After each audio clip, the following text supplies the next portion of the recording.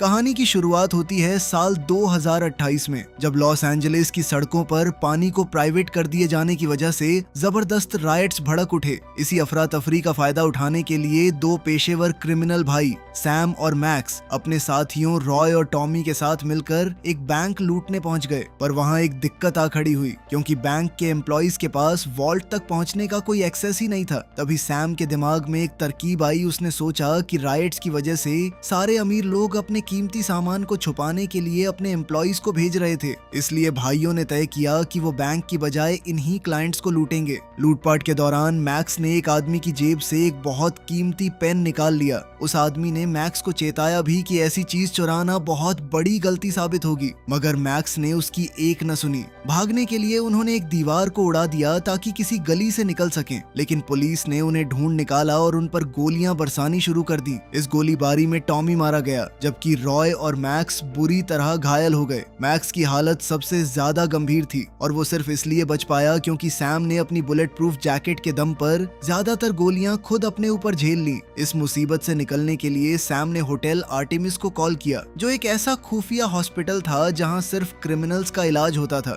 इस होटल को एक नर्स चलाती थी जिसे मेडिकल साइंस की तो काफी अच्छी नॉलेज थी, लेकिन अपने एक फोबिया की वजह से वो खुली जगहों में जाने से डरती थी और इसी वजह से पिछले 20 साल से वो होटल से बाहर ही नहीं निकली। सैम को यह बताने के बाद कि उनके लिए कमरे खाली थे, नर्स ने अपने मरे हुए बेटे की एक तस्वीर को कुछ देर निहारा, फिर अपने हेडफोन्स पर म्यूजिक चलाकर कमरे तैयार करने के काम में जुट गई। उस वक्त होटल में दो और क्रिमिनल्स ठहरे हुए थे और दोनों ही उन कोड नेम्स से जाने जाते थे जो नर्स ने उन्हें दिए थे। इनमें से एक थी नाइस, एक इंटरनेशनल असैसिन, और दूसरा था बिली, एक बदतमीज आर्म्स डीलर। ये होटल सबसे नई हेल्थ केयर टेक्नोलॉजी से लैस था और नर्स अपने टैबलेट पर हर गेस्ट की लोकेशन तक ट्रैक कर सकती थी। यहाँ कुछ बेहद सख्त नियम भी थे, जैसे किसी दूसरे गेस्ट को न मारना, कोई पिक्चर्स या वीडियोस न बनाना, कोई हथियार साथ न लाना और मेंबरशिप का पैसा पहले ही चुका देना। नए गेस्ट्स के आते ही नर्स ने म्यूजिक बंद कर दिया, मगर उन्हें तब तक एक गेट के पीछे ही रोके रखा जब तक वो सारे नियम पूरे न कर लें। रॉय ने बेमन से अपना हथियार वहाँ छोड़ दिया, लेकिन जब उनकी कलाई पर लगी उस चिप को स्कैन करने की बारी आई जो साबित करती कि वो मेंबर थे, तो सिर्फ दोनों भाई ही इस टेस्ट में पास हुए, क्योंकि रॉय का निशान नकली निकला। एक्सेस से इनकार होते ही रॉय आग बबूला हो गया और सैम पर हमला करने के लिए उस पर झपट पड़ा। तब नर्स के पास एवरेस्ट को बुलाने के सिवा कोई चारा नहीं बचा, जो उसका निजी असिस्टेंट और सिक्योरिटी था। एवरेस्ट ने बड़ी आसानी से रॉय को दबोचा और एक इंजेक्शन लगाकर उसे बेहोश कर दिया, फिर उसे होटल से बाहर ले गया। दोनों भाइयों को होटल के अंदर अलग कोड नेम्स दे दिए गए।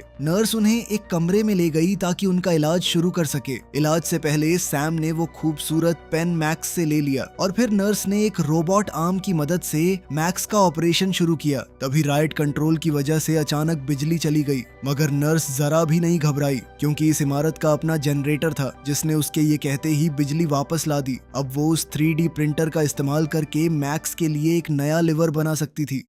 इधर एवरेस्ट ने रॉय को एक पुल के नीचे छोड़ दिया और तभी नर्स का कॉल आया, जिसमें उसने एवरेस्ट से कहा कि लौटते वक्त वो जनरेटर भी देख ले। इसी ध्यान भटकने का फायदा उठाकर रॉय ने पीछे से एवरेस्ट पर छलांग लगाई और उसका गला घोंटने की कोशिश की, मगर एवरेस्ट ने उसे झटके से गिरा दिया और चेताया कि अगर उसने इस होटल के बारे में किसी को बताया तो वो उसे ढूंढ निकालेगा। नर्स ने नाइस और बिली के घावों की जांच की और उसके जाने के बाद नाइस ने अपने क्लाइंट को कॉल करके इस काम के और पैसे मांगे, क्योंकि अपने टारगेट के करीब पहुंचने के लिए उसे खुद को गोली मारनी पड़ी थी, और क्लाइंट मान भी गया। वापस कमरे में नर्स ने सैम को बताया कि 3D प्रिंटर से बने ऑर्गन्स जहरीले होते हैं, इसलिए मैक्स की हालत बेहद नाजुक हो चुकी थी और वो सिर्फ लाइफ सपोर्ट के सहारे जिंदा बचा हुआ था। उसे कहीं ले जाने के लिए उन्हें वही नारकोटिक्स देने पड़ते जो हाथी के बच्चों को बेहोश करने के काम आते। जब नर्स सैम के हाथ की जांच कर रही थी, तब सैम ने इमोशनल होकर कहा कि मैक्स ने कहा था कि वो क्राइम छोड़ देगा, पर मेरा भाई शायद कभी नहीं सुधरने वाला।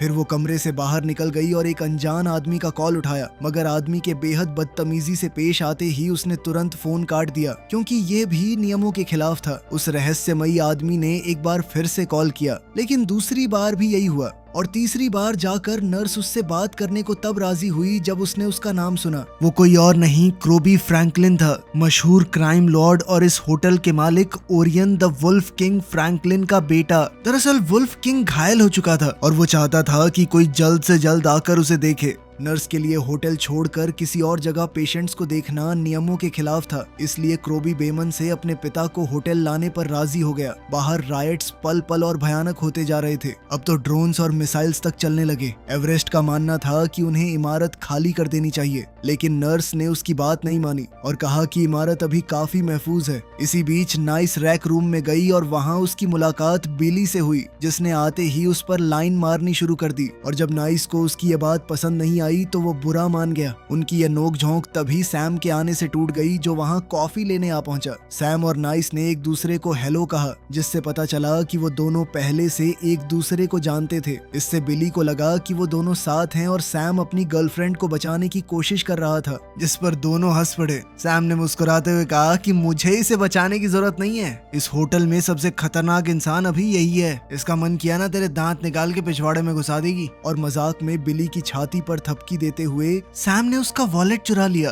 फिर कमरे से बाहर निकल गया। इसके बाद नाइस ने टेबल पर रखा एक मग तोड़कर उसका टुकड़ा बिली की तरफ इतनी तेजी से फेंका कि वो उसके शरीर से 2 इंच दूर कुर्सी में गड़ गया। जाते जाते उसने बिली से कहा कि इस होटल में किसी को मारना मना है और बस इसी रूल ने जिंदा रखा हुआ है तुझे। उसके जाने के बाद बिली ने तय किया कि अब बहुत हो गया और उसने अपने लिए एक हेलीकॉप्टर बुला लिया ताकि वो यहाँ से निकल सके। नर्स ने एवरेस्ट को अपने कमरे में बुलाया ताकि उसे दिखा सके कि बाहर लगे सिक्योरिटी कैमरास क्या कैद कर रहे थे। चूंकि वो वुल्फ किंग की जगह जाने को तैयार नहीं हुई, इसलिए अब क्रोबी होटल के कुछ दरवाजों को सील कर रहा था ताकि अपने पिता को अंदर लाने के बाद कोई और दाखिल न हो सके। तभी अचानक अलार्म बजने लगा और स्क्रीन पर उन्हें कुछ और ही नजर आया। मॉर्गन डैनियल्स नाम की एक पुलिस ऑफिसर, जिसने कैमरा में सीधे देखते हुए नर्स को उसके असली नाम जीन थॉमस से बुलाया। एक ऐसा नाम जो एवरेस्ट तक नहीं जानता था। नर्स उसे पहचानती थी और उसे अंदर लाना चाहती थी, पर एवरेस्ट ने साफ इनकार करते हुए कहा कि किसी कॉप की मदद नियमों के खिलाफ जाएगी और इससे उनके क्लाइंट्स का भरोसा उठ जाएगा। उसी पल एक बार फिर बिजली गुल हो गई, इसलिए एवरेस्ट जनरेटर देखने के लिए निकल गया। उसके जाने पर नर्स ने थोड़ी विस्की पी, फिर अपना मेडिकल बैग और बेटे की तस्वीर उठाई और एक गुप्त रास्ते से चुपके से इमारत के बाहर निकल पड़ी। उसे इस बात की भनक तक नहीं लगी कि सैम ने उसे बाहर जाते हुए देख लिया।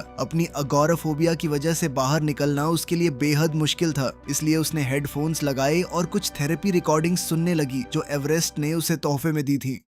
मॉर्गन तक पहुंचकर नर्स ने उसे अपने बेटे की तस्वीर दिखाई और बच्चे को पहचानते ही मॉर्गन ने उस पुरानी पहचान को कबूल कर लिया। तभी 2 टीनेजर्स वहां से भागते हुए निकले और उनका पीछा कर रहे कॉप्स ने नर्स को जमीन पर पड़ी मॉर्गन के पास खड़ा पाया। उन्हें नर्स की इस बात पर यकीन नहीं हुआ कि वो यहीं रहती थी, मगर इससे पहले कि वो उससे और पूछताछ कर पाते, एवरेस्ट वहां आ पहुंचा और पलक झपकते सारे ऑफिसर्स को बेहोश कर दिया। फिर मॉर्गन को उठाकर नर्स के साथ अंदर ले गया। क्रोबी के आदमियों ने उन ऑफिसर्स को ढूंढ निकाला और मार डाला। उधर सैम ने बिली का वॉलेट खंगाला और उसमें एक पोकर कार्ड के गत्ते के नीचे छुपा हुआ माइक्रोचिप ढूंढ निकाला। तभी नाइस वहां आई और अपने साथ नर्स की विस्की ले आई ताकि वो दोनों साथ में एक ड्रिंक ले सकें। सैम ने उन बदलावों को भांप लिया जो पिछली मुलाकात के बाद नाइस में आ चुके थे, जैसे उसकी कलाई पर मेंबरशिप के कई निशान और उसकी आंख में लगा वो इम्प्लांट जो उसने इसलिए लगवाया था ताकि उसके क्लाइंट्स देख सकें कि वो अपने टारगेट्स को कैसे मारती थी और उसके निशाने पर हमेशा कोई न कोई बड़े लोग होते।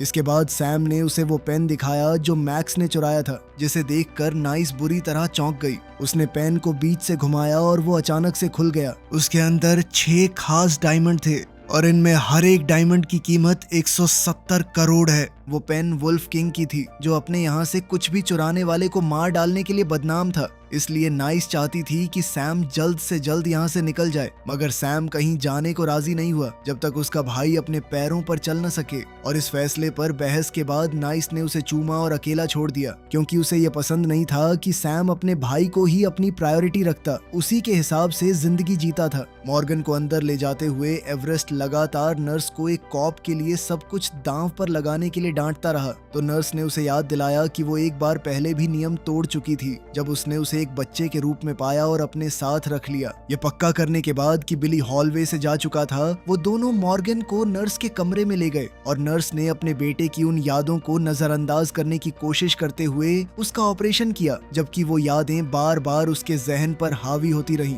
ऑपरेशन खत्म होने पर जब उन्होंने मॉर्गन को होश में लाया तो उसने नर्स से पूछा कि उसने उसकी मदद करना क्यों कबूल किया। इस इस पर नर्स ने जवाब दिया कि मैंने तुम्हारी मदद इसलिए की क्योंकि हम एक परिवार जैसे हैं, इससे तुम्हारे पुलिस से जुड़े होने का कोई लेना देना नहीं। मॉर्गन ने उसके बेटे का जिक्र भी छेड़ दिया, जिससे वो यादें नर्स को फिर सताने लगी। इसलिए वो ये बहाना बनाकर अचानक वहाँ से चली गई कि उसे एक और कमरा तैयार करना था। उसने ये काम म्यूजिक सुनते हुए किया, मगर इस बार खत्म करने के बाद वो वहीं बैठ गई और फूट फूट कर रोने लगी, क्योंकि उसे वो दिन याद आ गया जब उसने ओडी यानी नशे की ज्यादा खुराक से अपने बेटे को खो दिया। उधर सैम ने खुद को यहाँ से ले जाने के लिए एक कार मंगवा ली। फिर वो मैक्स को देखने पहुंचा, जो अब धीरे धीरे होश में आ रहा था। सैम ने उसे पेन पर बना वुल्फ किंग का लोगो दिखाया। सैम ने कहा कि भाई आज तो मैं तेरी मदद कर रहा हूँ, लेकिन ये आखिरी बार होगा जब हम एक दूसरे के साथ काम करेंगे। मैक्स ने ये बात मान ली, मगर उसका ध्यान बार बार उस नारकोटिक इंजेक्शन की तरफ भटकता रहा जिसे नर्स मेज पर ही छोड़ गई। इसी बीच सैम ने उस खुफिया रास्ते की जांच की जिससे नर्स बाहर गई थी, जबकि नाइस छत पर एक खास डिवाइस की मदद से क्रोबी की अपने आदमियों से हो रही बातचीत की जासूसी करने में जुटी रही। तभी बिली अपने हेलीकॉप्टर का इंतजार करते हुए वहां पर आया और नाइस को अपने साथ मिलाने की कोशिश करने लगा। मगर जैसे ही उसे पता चला कि नाइस का टारगेट खुद वुल्फ किंग है, तो उसने उसे बेहोश कर दिया, क्योंकि वुल्फ किंग अब होटल पहुंच ही रहा था। नर्स उसे लेने गेट तक गई, मगर उसने गेट फिलहाल नहीं खोला, क्योंकि बाहर मौजूद भीड़ में ज्यादातर लोगों के पास हथियार थे जो होटल के रूल्स के खिलाफ है। क्रोबी ने एतराज जताने की कोशिश की, मगर वुल्फ किंग ने उससे नियमों का पालन करने को कहा, इसलिए वो अकेला ही गेट के अंदर दाखिल हुआ। नर्स के साथ जाने से पहले वुल्फ किंग ने अपने बेटे को अपनी अंगूठी तोहफे में दी, इस सोच के साथ कि शायद वो खुद बच न पाए। अब जब वुल्फ किंग के सारे आदमी गेट्स के पीछे बंद हो चुके थे, एवरेस्ट ने इस मौके का फायदा उठाकर मॉर्गन को इमारत से बाहर निकाला, मगर पहले उसने मॉर्गन से ये कसम ली कि वो होटल के बारे में किसी को नहीं बताएगी। रास्ते में हॉलवे में उनका सामना सैम से हुआ, जिसने मॉर्गन के बूट्स देखते ही भांप लिया कि वो एक कॉप थी, मगर उसने इस पर सिर्फ इतना कहा कि अब हम पुलिस वालों का भी इलाज कर रहे हैं क्या, और बिना ज्यादा हल्ला मचाए उन्हें वहां से जाने दिया। दूसरी तरफ नाइस ने अपनी नकली सिगरेट की डब्बी को खोला। वो सिगरेट की डब्बी नहीं, असल में एक बम था जो कि उसने जनरेटर पर लगा दिया। वहीं होटल के अंदर इस वक्त नर्स वुल्फ किंग का इलाज कर रही थी। दवा के असर में होने की वजह से वुल्फ किंग की जबान फिसल गई और उसने किसी झूठ का और नर्स के बेटे के नाम का जिक्र कर दिया, लेकिन ये नाम वुल्फ किंग को पता होना ही नहीं चाहिए था, क्योंकि नर्स ने कभी उसे वो नाम बताया ही नहीं। उसने वॉकी टॉकी पर एवरेस्ट को बुलाया और मॉर्गन से बात की, जिसने उसे यकीन दिलाने की कोशिश की कि वो अपने बेटे की मौत के लिए खुद को कभी कसूरवार न माने। पुराने दिनों को याद करने के बाद उसने फोन रखा और वुल्फ किंग से बात करने चली गई, जो नर्स के दिए उन एक्स्ट्रा ड्रग्स के असर में अब होश खोने लगा। अब जब उसकी जबान खुल चुकी थी, वुल्फ किंग ने आखिरकार ये कबूल कर लिया कि नर्स के बेटे की मौत ड्रग्स के ओवरडोज से नहीं हुई। उसने मेरी गाड़ी चुराई थी तो हमने मार के उसे समुद्र में फेंक दिया था। पुलिस रिपोर्ट को वुल्फ किंग के पैसे देने के बाद कॉप्स ने ही नकली बनाया था और इसी हादसे ने उसे नर्स तक पहुंचाया,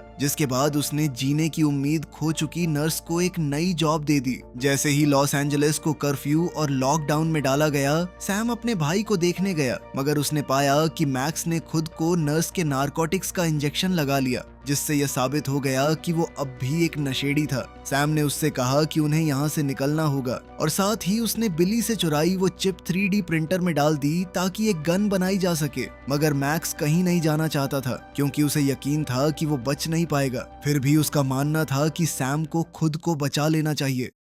मॉर्गन सही सलामत इमारत से बाहर निकल गई। उसी पल नर्स ने वुल्फ किंग को मारने के इरादे से एक स्कैल्पेल उठाया और बिली अपने हेलीकॉप्टर को लेने के लिए जागा, मगर तभी वो बॉम्ब आखिरकार फट पड़ा और सारी बिजली काट दी। धमाके की वजह से हेलीकॉप्टर बिली को बिना लिए ही वहां से चला गया और इसी वजह से वो बहुत ज्यादा गुस्से में आ गया। उसने ठान लिया था कि वो नाइस को मार के रहेगा, इसलिए उसने अपने बैग में छुपाई एक 3D प्रिंटर से बनी गन निकाल ली। उधर नर्स अपना बदला भूलकर मैक्स को देखने चली गई, जिसका लाइफ सपोर्ट बंद हो चुका था। इसी मौके का फायदा उठाकर नाइस ने वुल्फ किंग के कमरे में कदम रखा और उसके और पैसों के ऑफर को ठुकराने के बाद उसने उसे मार डाला। उसने ये सब कुछ अपनी आंख में रिकॉर्ड भी कर लिया था। नर्स ने मैक्स को बचाने की लाख कोशिश की, मगर कोई फायदा नहीं हुआ। जब उसके टैबलेट ने उसे वुल्फ किंग की मौत की चेतावनी दी और ट्रैकर ने बताया कि नाइस वहीं उसके साथ थी, तो सैम समझ गया कि बॉम्ब उसी ने लगाया था। इसलिए अपने भाई की मौत का इल्जाम उस पर डालते हुए उसने अपनी गन उठाई और उसके पीछे चल पड़ा।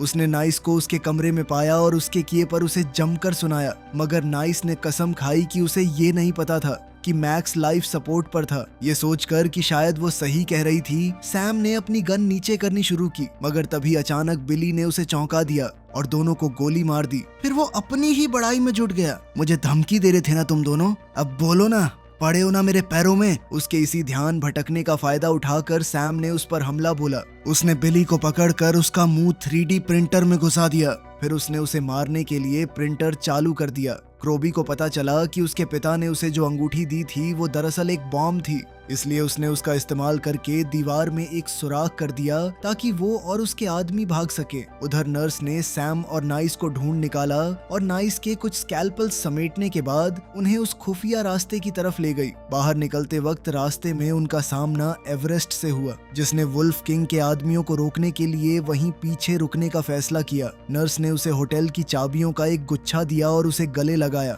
फिर वो सैम को सहारा देते हुए उसे लिफ्ट में ले गई, लेकिन पीछे से नाइस ने दरवाजा बंद कर दिया, ये कहते हुए कि सैम को बता देना मैंने उसके लिए क्या किया है। दरअसल फ्रैंकलिन के लोग अब दीवार तोड़कर लिफ्ट तक पहुंचने ही वाले थे। वो जानती थी कि अगर उसने उन्हें नहीं रोका तो वो उसके प्यार सैम को मार डालेंगे, इसीलिए वो सैम को बचाने के लिए उनका सामना करने के लिए रुक गई। उधर एक्स ने कुल्हाड़ी निकाली और नीचे मौजूद सभी गुंडों से अकेला भिड़ गया, जबकि नाइस ने अपने चुराए स्कैल्पल से उन आदमियों को निपटाया जो दीवार में बने सुराख से लिफ्ट की तरफ बढ़ रहे थे। शुरू में तो दोनों ने बड़ी आसानी से लड़ते हुए कमाल दिखाया, मगर जल्द ही गुंडों की भीड़ उन पर भारी पड़ गई। फिर भी उन्होंने नर्स के लिए इतना वक्त जरूर जुटा दिया कि वो सैम के घावों का इलाज कर सके और सही सलामत उस सामने वाले दरवाजे तक पहुंच सके जो बरसों से इस्तेमाल ही नहीं हुआ था। अफसोस कि क्रोबी वहां पहले से उनका इंतजार कर रहा था, अपने मरे हुए पिता का बदला लेने की चाहत में। सैम ने उसे डायमंड दिखाते हुए कहा कि हम एक डील कर सकते हैं, मैं तुम्हें ये पेन दे सकता हूँ, इसके अंदर एक एक हीरा 170 करोड़ का है, 6 हीरे हैं इसके अंदर। तुम्हारे बाप का ये पेन अगर तुम्हारे पास होगा तो तुम अपना दावा पक्का कर सकते हो, नए वुल्फ किंग बन सकते हो तुम। ये बात सुनकर क्रोबी राजी भी हो गया, मगर सिर्फ इस शर्त पर कि वो सैम को जाने देगा, नर्स को नहीं। सैम ने भी हामी भरने का नाटक किया और जैसे ही वो पेन थमाने उसके करीब आया,